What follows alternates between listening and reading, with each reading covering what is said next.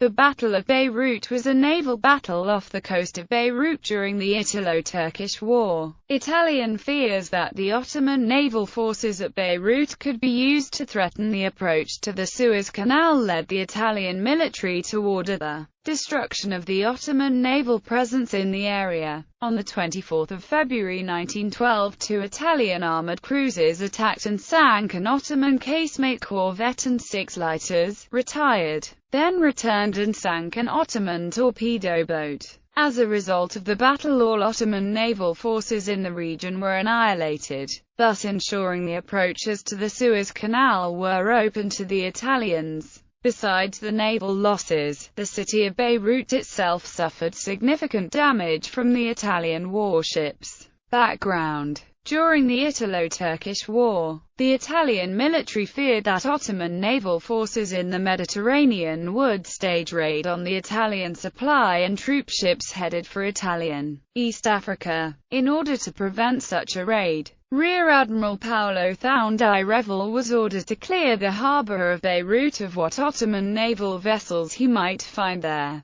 Revel's force consisted of 2 armoured cruisers, Giuseppe Garibaldi and Francesco Ferruccio. Both cruisers were of the Giuseppe Garibaldi class and armed with 2 10-inch guns in turrets, 10 6-inch guns, 6 4.7-inch guns, 10 6-pounders, 10 1-pounders, 2 Maxim machine guns, and 5 torpedo tubes. In contrast, the Ottoman forces consisted of the casemate corvette Avenir and the torpedo boat Angora. The Angora was a relatively new vessel completed in 1906 and armed with 2 37mm cannons as well as 2 14-inch torpedo tubes with a pair of torpedoes per tube. In contrast, the Avenir was an antiquated ironclad corvette built in 1869. After a reconstruction was completed in 1907, she was armed with 4 3-inch guns and 8 6-pounders.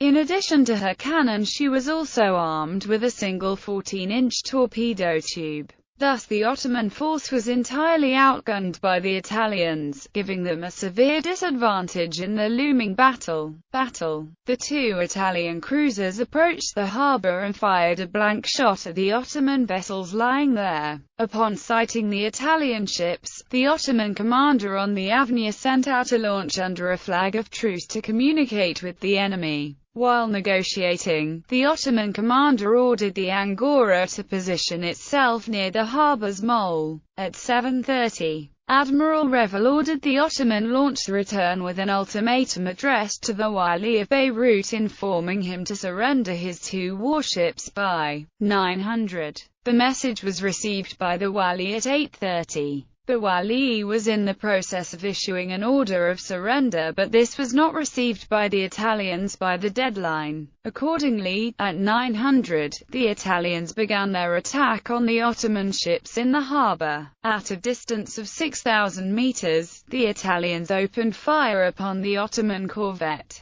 The Ottomans returned fire ineffectively until 9:35 when the Italian gunfire set the Avenir afire. Receiving heavy damage and outgunned, the corvette struck her colours and the crew abandoned ship. At this point the Garibaldi sailed in close and engaged the Angora at 600 meters with gunfire, but failed to damage it. The Garibaldi then attempted to finish off the Avenir by firing a torpedo at her. However, the torpedo deviated from its trajectory and hit several lighters moored nearby, sinking 6 of them. Undeterred, the Italian cruiser fired the second torpedo that struck the Ottoman corvette amidships. By 1100, the corvette was sunk in shallow water and the pair of cruisers withdrew to the north. The action was not over, however. At 13:45, the Italian cruisers returned and once more engaged the Ottoman forces. The only warship left in the harbour was the torpedo boat Angora, so the Ferruccio moved in close and engaged it with gunfire for 3 minutes before it joined the Avenir at the bottom of Beirut's harbour. Once the fighting had ended, the 2 Italian cruisers sailed off in a westward direction. Aftermath. The Ottoman naval presence at Beirut was completely annihilated,